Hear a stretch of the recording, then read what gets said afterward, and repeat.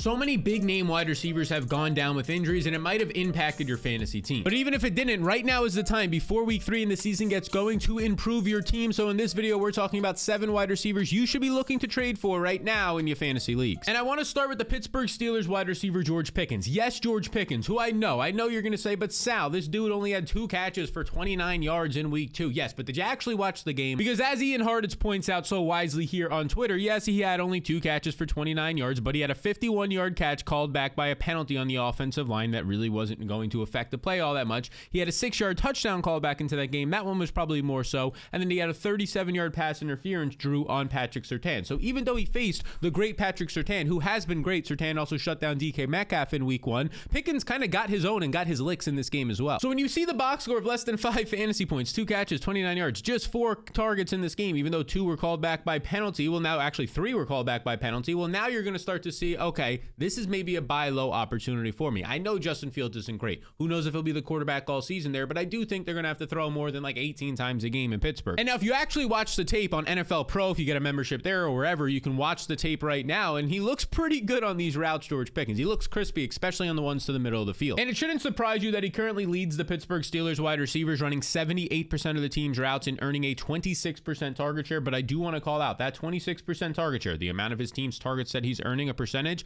is more than double the next closest wide receiver, just 13% for Van Jefferson. Right now, we thought this coming into the season, but George Pickens is the clear-cut number 1 receiver on his team. Kind of like how Malik Neighbors is for the Giants. As of right now, there's not any other competition, but I think it's even better for George Pickens. Maybe the Pittsburgh Steelers aren't throwing as much, but his competition, and we could show it again, and guys like Van Jefferson, Calvin Austin, Scotty Miller, I mean, that's not really competition. But as I mentioned, the downsides is Justin Fields, his quarterback, who wants to run the ball, right? He ran the ball 8 times this past week, and Fields has only thrown 23 and 20 times per game. But here's the thing. Even if Arthur Smith wants to run the ball a lot, you can't get away with throwing just 21 times per game on average in the NFL. It's not going to happen. The Steelers are going to be forced to throw more moving forward. Now, the other downside for Pickens, and we showed this earlier, his route percentage is just 78%, which does lead the team, but normally your number 1 alpha receiver is going to be pushing towards 90, 95% or more. But for some reason, Arthur Smith finds the need, and this is the problem with Arthur Smith being a little bit of a wonky coach, a play caller, offensive coordinator for the Steelers. He's playing Ben Skowronek for 15% of the snaps and Scotty Miller for 18% of the snaps, because he just has to get those guys out there for some reason for 15% of the snaps over George Pickens. I don't know why. I'm hoping that this changes. But even if we're only going to get 80% of the routes out of George Pickens, which I do find doubtful as the year goes on, I mean, this competition is just not a threat. Maybe if the rookie Roman Wilson can get on the field, the slot wide receiver, he can start earning some more targets. He was banged up to start the year, was actually active last week,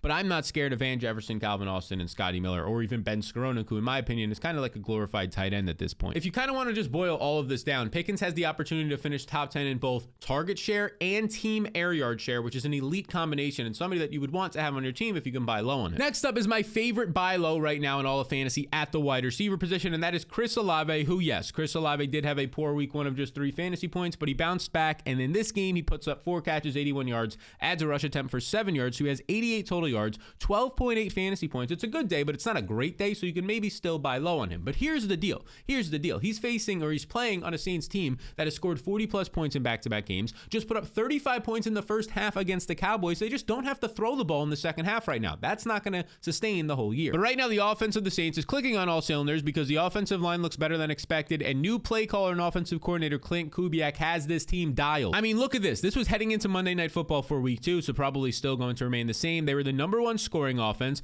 number 4 in total yards, and the only reason they're not higher in total yards is because they're up by 30 points in the second half and don't have to force the ball anymore. They're number 4 in scoring defense. Again, they don't have to force the ball because of these blowouts, and top 10 in total defense. So this team on both sides of the ball is great right now. They're top 5 in total offense, probably would be number 1 if the games were closer, and I do think it's sticky because they're using things like play action, pre-snap motion, and a lot of creative pieces and modern pieces of an NFL offense like you see from the Kyle Shanahan systems. And as you can see right here on Twitter from Dwayne McFarland, in week 2, Olave saw a 40% target share this past weekend, and he says eventually the Saints will have to throw the ball in the fourth quarter. That's exactly what I'm saying here. Eventually they're going to have to throw the ball in the fourth quarter. So a guy had 88 yards in basically like 2.5 quarters until the team stopped really trying in the passing game. Olave currently leads this team, running 89% of the team's routes. Again, this number is probably going to push closer to 95%. He gets pulled later in these blowouts, and he's earned 21% of the team's targets so far. I do believe that this is very strong, and what you've seen so far through 2 weeks is a couple of Saints players really pop off. You've seen Rashid Shaheed have 2 big weeks because of 2 big receptions. You've seen Alvin Kamara pop off last week for the 4-touchdown game.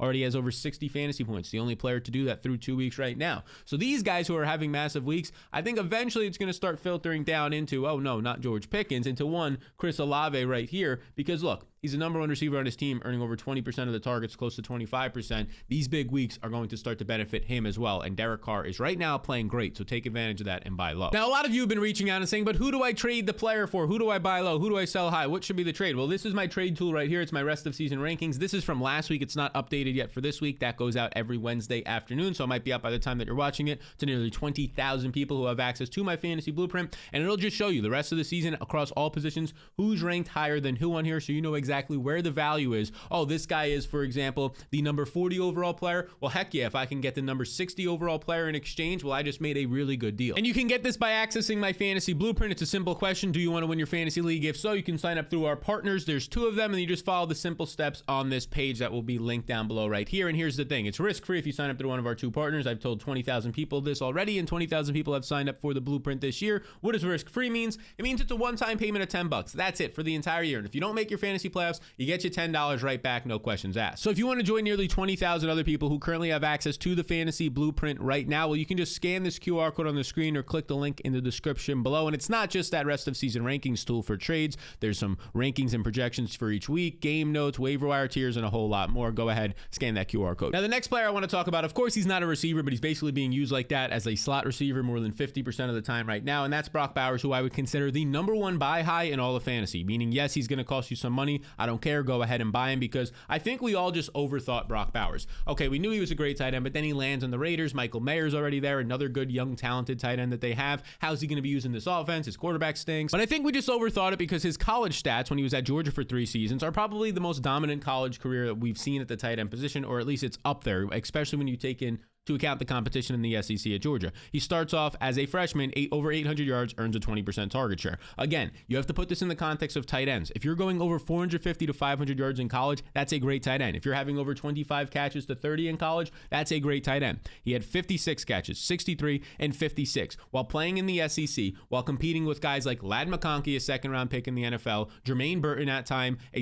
third-round pick in the NFL this past year. There were some other NFL draft picks as well in this receiver core, both as tight ends like Darnell Washington and other receivers and running backs like James Cook at times early on in his career. So I don't think it should be too shocking that a player who was so battle tested in college can come into the NFL and look like already one of the best tight ends in the league. And yes, that's exactly what he is right now. He currently leads all tight ends in targets right here with 16. He also has the most receptions, the most fantasy points. And as of right now, Bowers currently leads all tight ends in receiving EPA and is top 10 amongst all players in receiving EPA. Now, what is receiving EPA? What is this nerd talk you're talking about? It's just expected points added. Think of it like efficiency.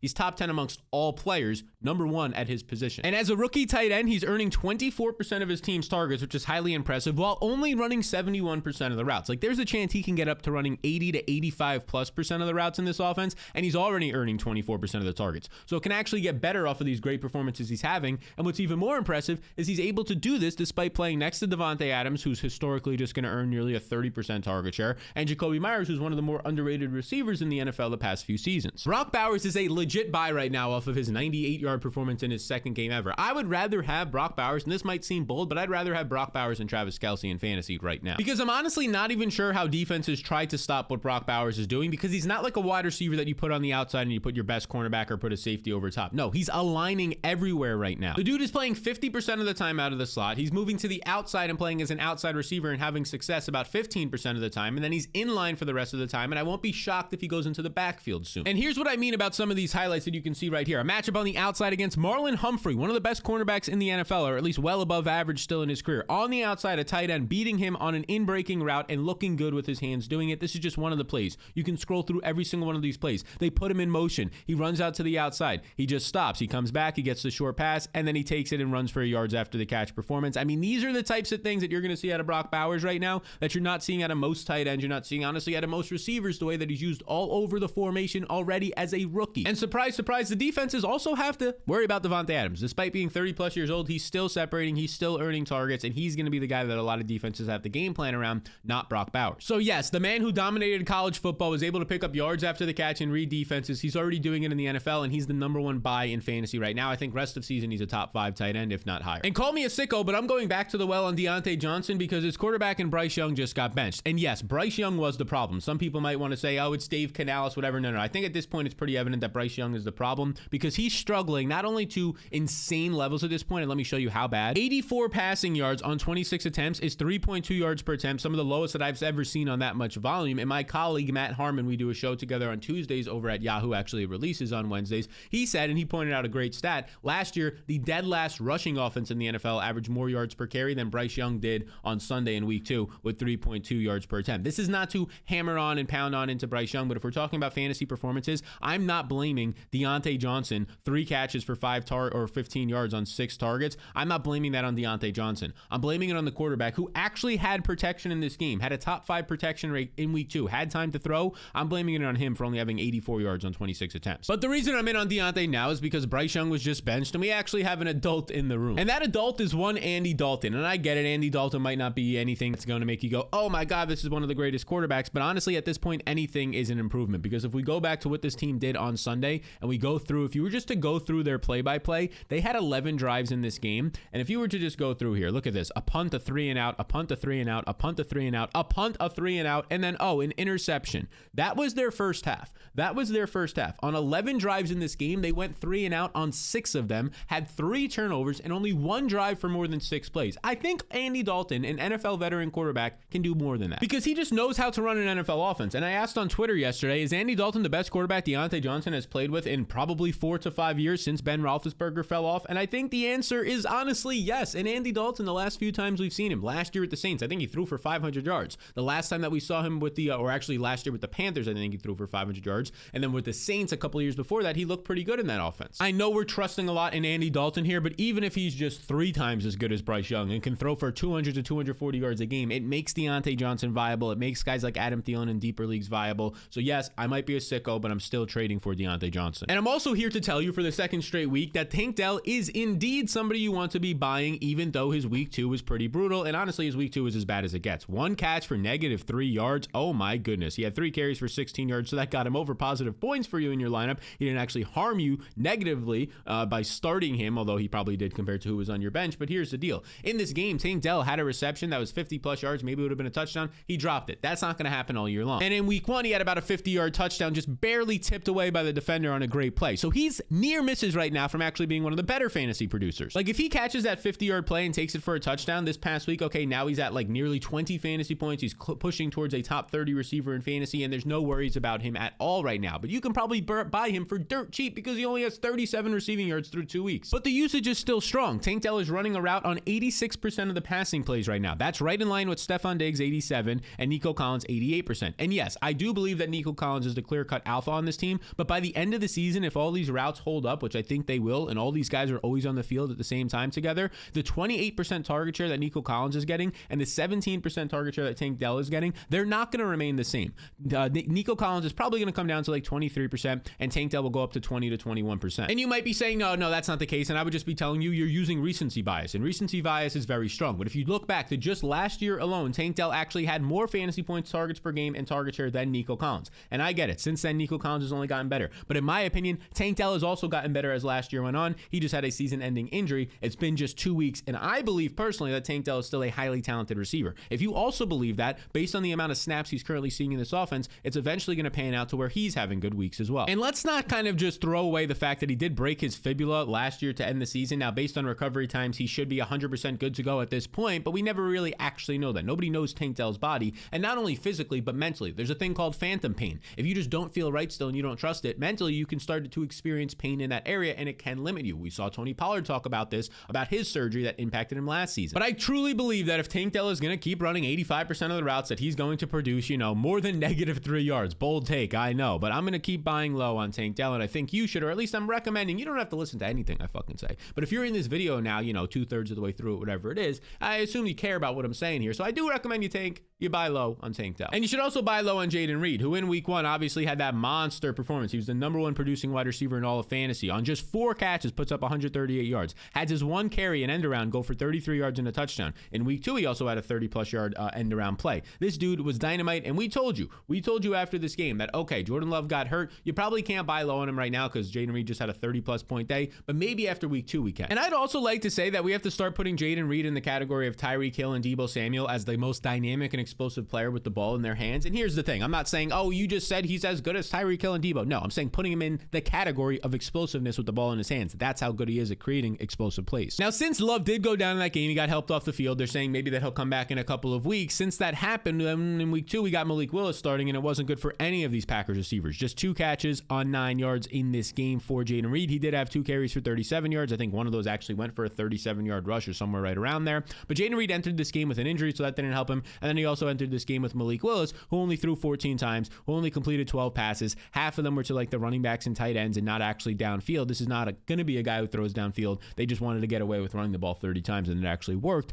Really great game by Matt LaFleur, the coach, play calling wise. But it didn't help any of these receivers, and it probably won't help these receivers for the next 1 to 2 games or so that they don't have Jordan Love. So you could even buy low after next week, but I think right now is the perfect time for Jayden Reed. And you might be concerned about the fact that he actually entered that game with a calf injury that he picked up midweek, which is never great, but he came out in this game and he ran 83% of the routes, which was a higher percentage than he saw in week 1. And again, 15% of the targets. Okay, there was only 15 total pass attempts in the game. I'm not too concerned about that. Now, the latest report we have on Jordan Love is that he should be returning by week 5. Some people believe that he could return as soon as week 3 or week 4. We'll see on that. But if he does not return until week 5, it's just 2 more weeks of bad play potentially out of Jayden Reed. But if there's anybody in the Packers receiving game that I do trust, it is Jayden Reed, because he's an explosive play machine. Whether it's on the ground or through the air, he can still have a good week, if not 1 but 2 times until Jordan Love comes back. And then once Jordan Love is back, if it is week 5, that's when you start to have, again, a guy who has that 30-point upside like we saw in week 1 on just 5 touches. Buy low on it right now because he's going to have some bad weeks. He just had a bad week with Malik Willis, so now's the time to go and get him. Now, this next guy hasn't played a game this year, but I think you should be trading for him. But before we get there, 65% of you or so are not subscribed to this YouTube channel. Just pause the video right now. The gentleman's agreement. If you're to this point in the video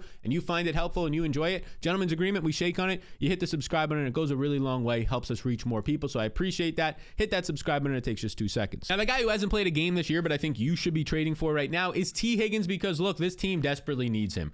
They're not getting away right now with Andrei Iosivas. Andrei Iosivas isn't winning downfield. He's not what they thought he would be as a big athletic wide receiver who can maybe play out of the slot. This team in the Bengals, they cannot throw downfield right now, whether it's Jamar Chase getting locked up by #1 cornerbacks or these guys like Andrei Iosivas. Who else is out there? Trent Irwin. For some reason, they're not playing Jermaine Burton more, even though on like his 2 snaps in week 2, he had a 30-plus yard reception. But simply put, they need T. Higgins because Andrei Iosivas at this point, he's running out all the routes. He's only earning 12% of the targets. He's not getting open. His average depth of target is just 8 yards, not downfield usage. All the guys on this team, their average depth of target is just like 5, 6, 7 yards. T. Higgins will be that downfield option that can open up the offense more. Trade for him before he starts to play. And also consider buying high on these guys. And that's what you're going to have to do because both DK Metcalf and Jackson Smith-Njigba both had over 10 catches or both had 10 catches plus for over 100 yards in week 2. I believe they were like the first ever Seattle combination of receivers to do that, which is a very impressive thing. And a lot of this has to do with the fact that Geno Smith is playing really well. He looks comfortable and confident. He's getting some easy buckets over the middle of the field that he didn't have last year. And that's thanks to new play caller Ryan Grubb, who we were excited about in the preseason. He wants to pass the ball more, run a lot of 3 wide receiver sets. He's a first-year play caller out of Washington in college, where they were a top 5 offense last year. So here's the thing. Through 2 weeks, it's working right now, and we just saw it to a massive extent in week 2, and I think it's only going to continue. I think DK Metcalf, the rest of the season, is a borderline top 25 overall player across all positions,